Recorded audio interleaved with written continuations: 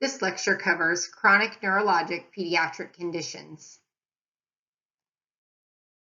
The first neurologic pediatric condition that we're going to look at is hydrocephalus.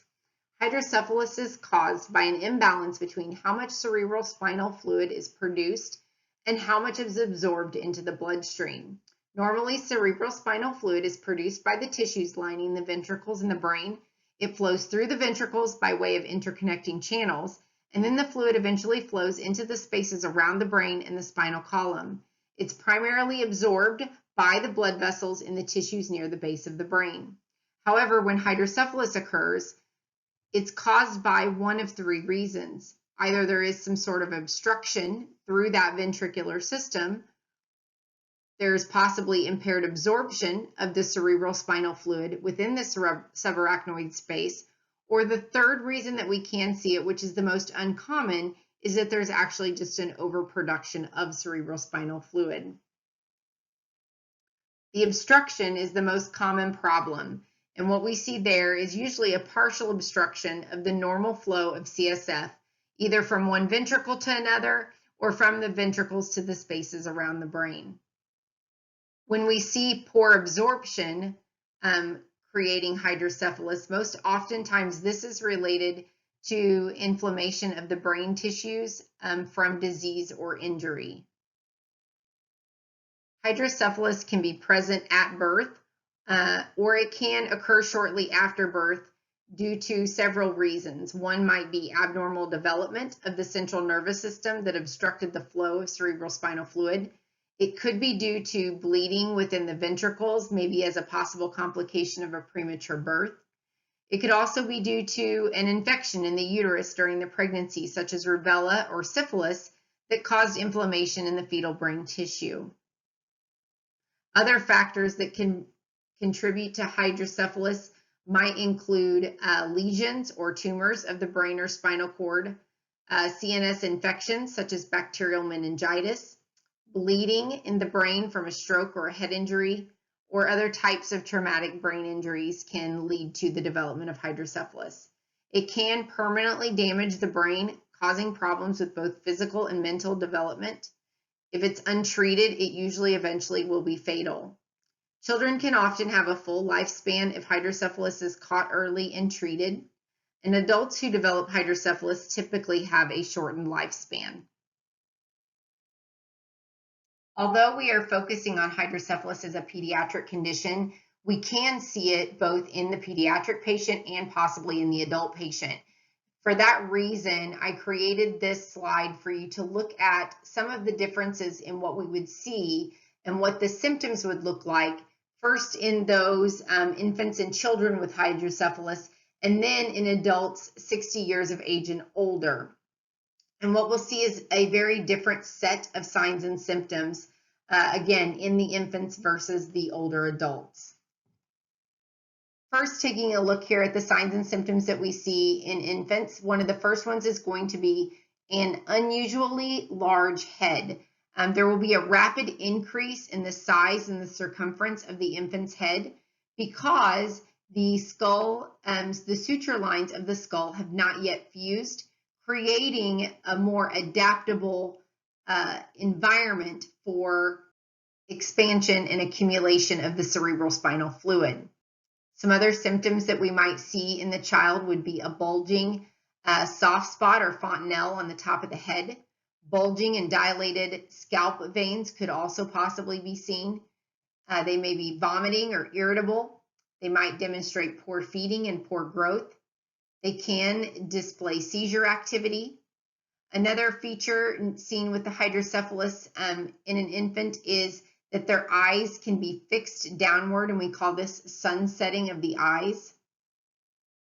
And a couple other features might be problems with their muscle tone and strength and poor responsiveness to their touch. In older adults, we can see a different set of signs and symptoms. First, because again, with that older adult, the suture lines of the skull have fused. The skull has become a hard, rigid structure that's unforgiving, and we will not see those changes such as the change in head circumference that we see with the infant. The most common type of hydrocephalus that we see in adults is what we refer to as normal pressure hydrocephalus. Normal pressure hydrocephalus is when there is an excess accumulation of cerebral spinal fluid in an adult that actually causes the ventricles in the brain to become enlarged. This actually oftentimes comes with little or no overall increase in the intracranial pressure. What causes normal pressure hydrocephalus to develop in older adults is unclear. But what we do know is generally there's some sort of blockage that occurs with the absorptive pathways for the cerebral spinal fluid.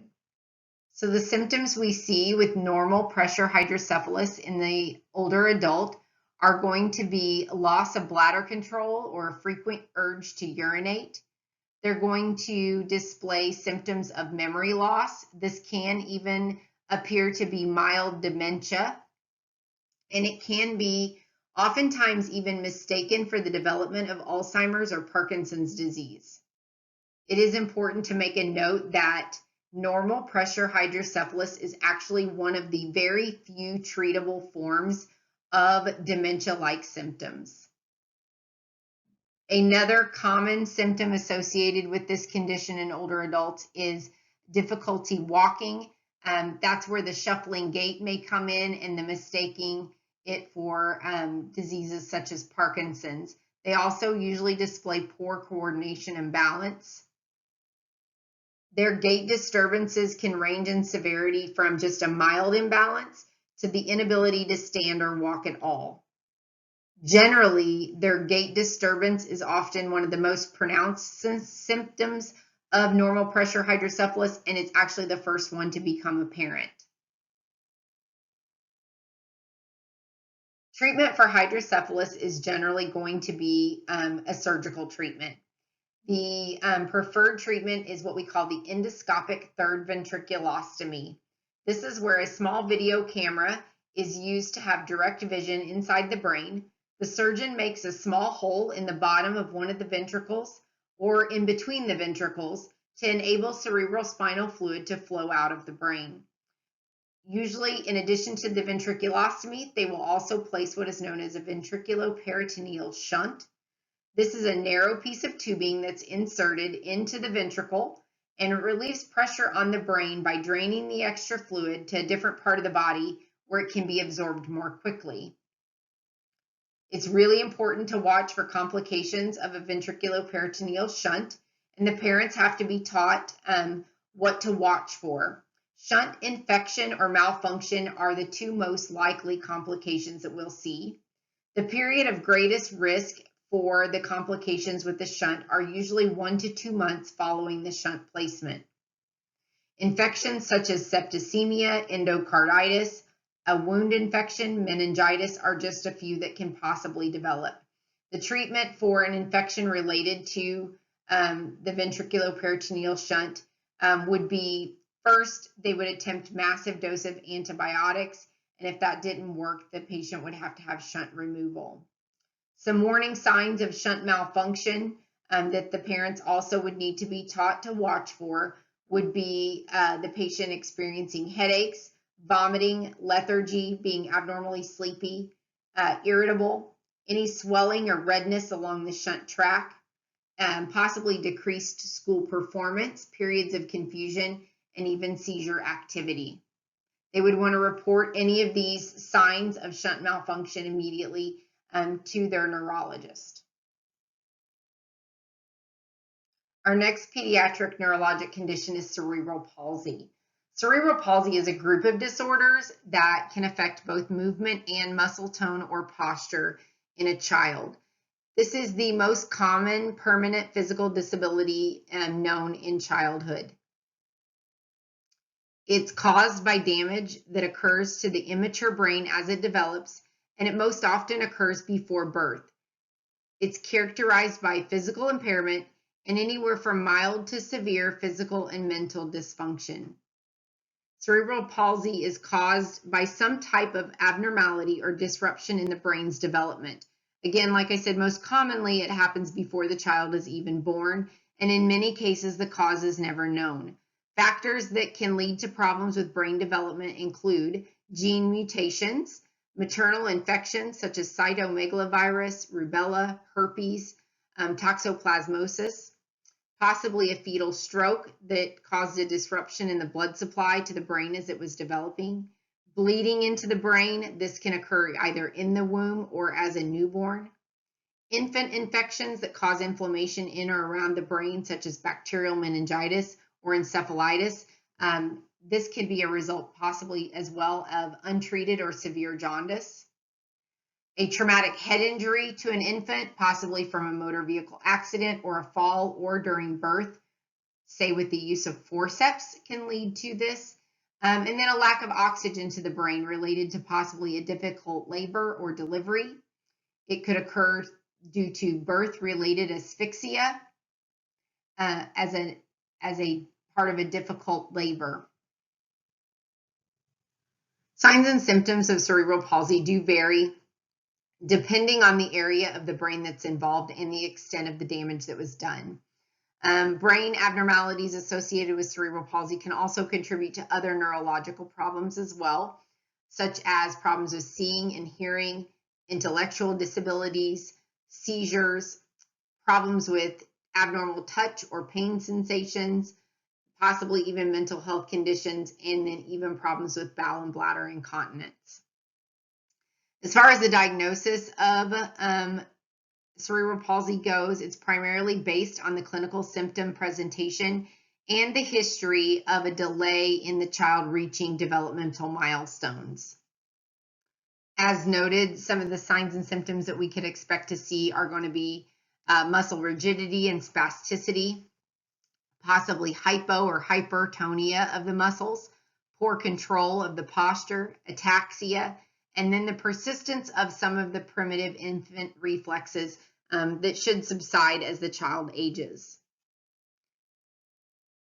CAT scans and MRIs and even possibly cerebral ultrasound can also be used to aid in the diagnosis, as these can detect alterations in the brain integrity that's often present with cerebral palsy.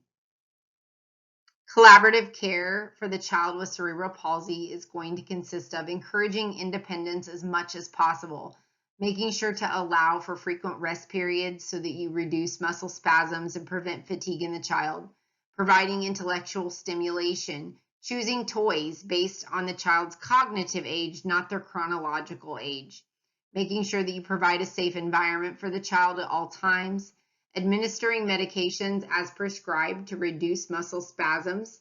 There are several different agents recommended for the reduction of muscle spasms in the child with cerebral palsy. A couple of those are baclofen, which we've discussed before.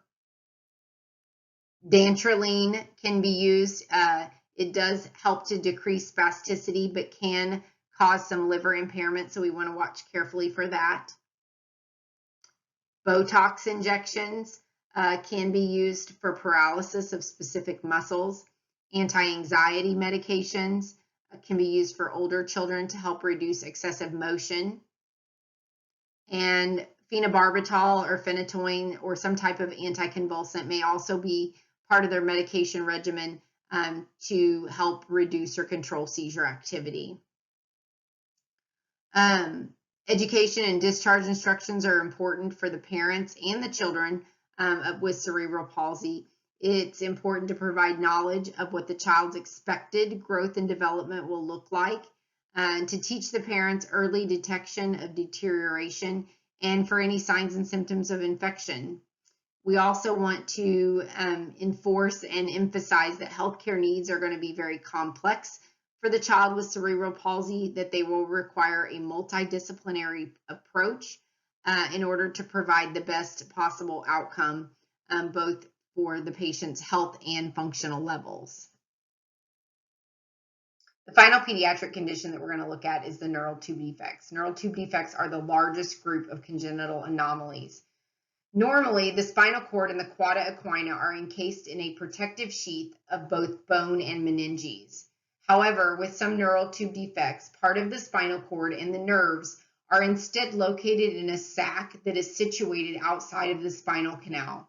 And ultimately, they are damaged And this can cause anywhere from moderate to severe disabilities and problems such as bowel and bladder issues. It can cause problems with paresthesia and even possibly paralysis. Neural tubes defects develop as a result of failure of the neural tube to close. The first type of neural tube defect that can develop is what we call anencephaly. Anencephaly is where both hemispheres of the brain are absent. This is considered an incompatible with life disability, where part or all of the brain tissue does not form. The fetus can survive in utero because they are not responsible with obtaining their own oxygen or nutrition, and they receive everything through the placenta. However, after birth, once the umbilical cord is clamped and cut, and the child is then responsible for their own breathing and their own nutrition, infants with anencephaly are unable to sustain those necessary life functions. And for the most part, if they do survive delivery, infants with anencephaly usually die within a few hours. The other types of neural tube defects that we can see are what we call the meningoceal and the myelomeningoceal. There's also a third type known as spina bifida occulta, and so you see all three of those in the diagram here on the slide. First, with spina bifida occulta, there's actually an opening in the spinal column, although we don't see it. With the meningoceal, the sac, as you see here in the diagram, is present, protruding out the spinal column, and actually it's noticeable on the surface of the infant's back. The myelomeningoceal is what we most oftentimes refer to as spina bifida, and in this image you can see that the spinal cord is actually protruding into the sac as well.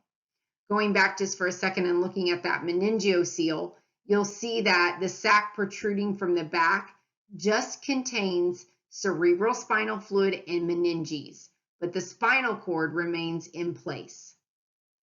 Children with spina bifida occulta or a meningoceal are much less likely to have any lasting neurological deficits or any severe neurological deficits.